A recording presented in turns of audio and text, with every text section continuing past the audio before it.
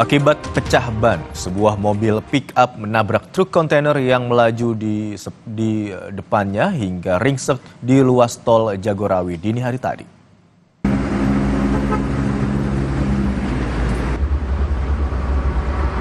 Kencangnya benturan membuat mobil pick-up ringsek, bahkan pick-up pun tersangkut di celah kontainer. Kecelakaan terjadi di kilometer 1, 800 ruas tol Jagorawi menuju Cibubur. Kencangnya laju kendaraan membuat sopir tak dapat mengendalikan mobilnya. Mobil pun oleng hingga menabrak truk kontainer. Tidak ada korban jiwa dalam peristiwa ini. Sementara kasus kecelakaan ditangani Subdit Gakum Ditlantas Polda Metro Jaya. Dari Sunter, Pak, ke Pulau Moro.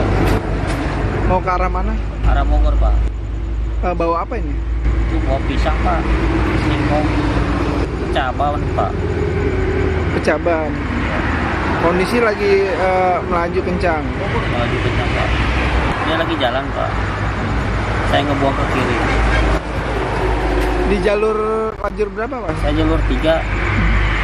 Kontainernya jalur 2. Pas pecah langsung oleng ke kiri. Iya, Pak.